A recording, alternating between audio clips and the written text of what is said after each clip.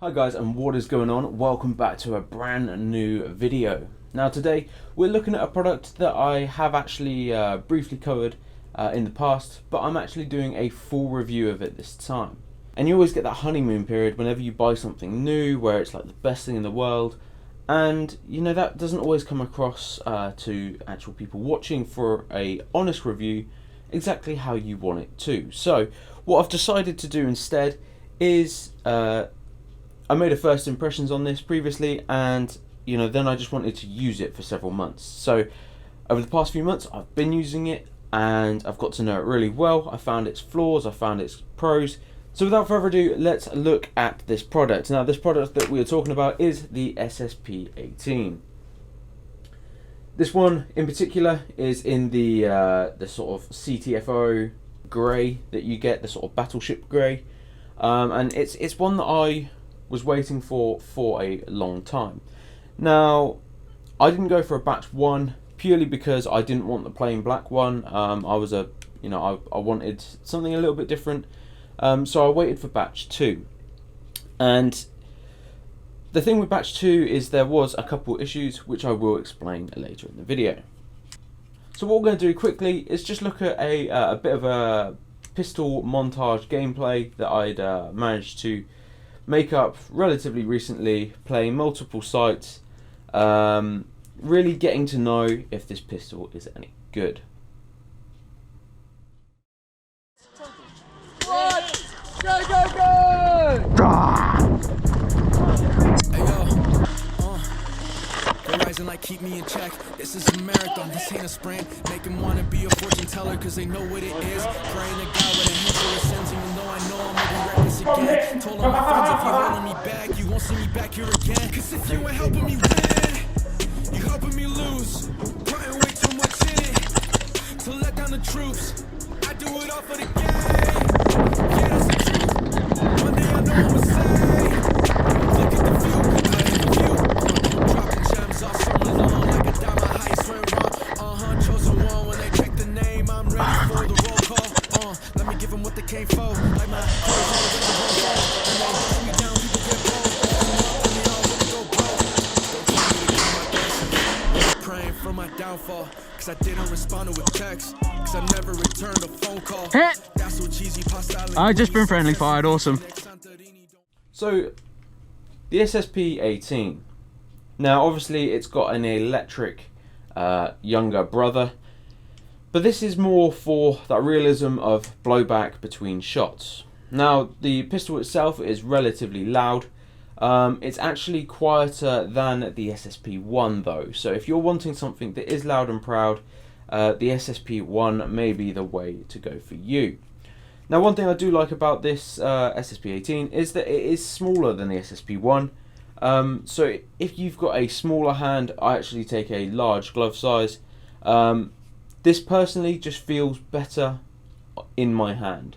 It just fits my finger just that bit better. But there is obviously one big advantage to this over the SSP18, and that is it's full auto capable. Now simply flicking the fun switch at the back, you now have full auto at your hands really. So the batch 2s have been having issues, and it comes into that full auto capability. There is a small component inside the hammer unit which is unfortunately prone to failing, and this is unfortunately something that did happen to me actually in a test day rather than a game day, which I'm sort of happy about, but it meant the gun was down for a little bit. But like I say, the Novritsch team were really good. They sent the parts, there's a walkthrough on how to fix it, so it was back up in no time. And touch wood, since fitting the new trigger unit, it's been okay. Now something I wanted to add as well is from the time of when I made the first impressions, one thing that I sort of criticised, I guess, was the fact that the slide release was becoming quite difficult to remove, but over time it's sort of worn down a bit, and now it's really easy to open. So inside the trigger unit here, we have this little extra nub thing. Now that is basically what is prone to failing. It's basically been hardened a little bit too hard, and strong bursts of full auto have caused a few to fail. I should point out it is only a few. They only seem to be affecting batch 2 at the minute. Since we're on a sort of a topic of cons, I guess, let's talk about something else that's not too great with this gun. Now, as you know, this gun is full auto, and when you're using full auto, I've personally been running the green gas mags. Now, one thing you will notice is when you're running green gas on full auto, occasionally you do find that it dumps quite a lot of excess gas out the back. You want to be careful if you're using mesh goggles. Now, I've used mesh, and when you switch it to full auto, occasionally it can like spit into your face. Now, obviously that's not very nice at all. To be honest, basic maintenance does help, but it doesn't get rid of the problem completely. So the pistol is super light, super easy to use. I've found that I've actually been using it quite a lot on single only sights. Now, something I was concerned about with using it on single only sights was the fact that the trigger has quite a lot of free play before the shot breaks. It's definitely got its own pros and cons. Obviously, the fact that you have a really crisp and obvious break is quite nice. Now, it means that you can, prepare for a shot before it actually is ready to go, i.e. if someone pops up from behind a piece of cover, you can half pull that trigger, so you know the second that you see them coming up, you can pull the trigger and break that shot and get that shot going down range. One of the cons to this is the between time shots. So because the trigger is quite clunky, I guess is probably the best word, you find that you can't like spam fire this in semi, but that's why you have the full auto. So I wouldn't really class it as a con, but I felt like you guys should know. So one other thing I wanted to talk about, which I did bring up in the first impressions, is actually the front sight and the rear sight combination on this. Now, one thing I stated in the first impressions was that I kind of liked the idea of it being black, but that I wasn't completely convinced.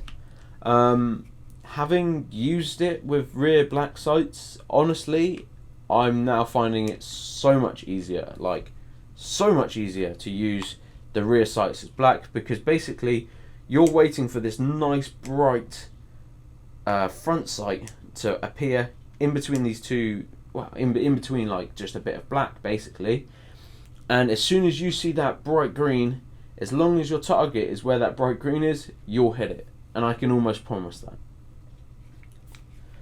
For those that want to take full advantage of their SSP18, I strongly advise running HPA. Now, a lot of people love, a lot of people hate HPA, and it's a personal preference for everybody.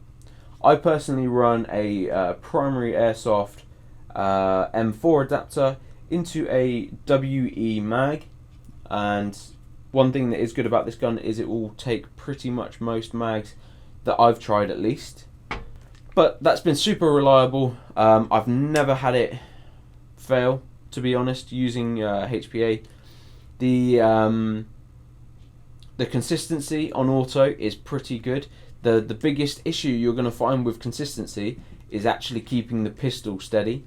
If you can keep the pistol planted, the shots will land pretty bang on from one another. The hardest thing is when this thing starts recoiling, especially on full auto.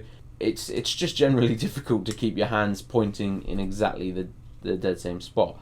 Needless to say, brilliant fun when you can flick to that full auto switch and just absolutely light up a target no matter how far away, with varying degrees of accuracy. Moving on, might as well talk about the accuracy of the pistol. As a sidearm, it's pretty accurate, to be truthful.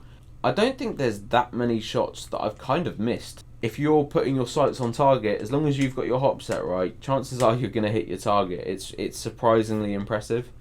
I thought my SSP1 was accurate. On semi, this is as accurate as my SSP1. On auto, again, it's kind of how steady you can be. To be honest, it's become one of my go-to sidearms. So, as you guys know, I've tested a lot of the Norwich pistols. You can see two of them just up there as well, and this is the 18. And so far, pretty much every game, I've chose this over one of the other two, unless there's been another reason.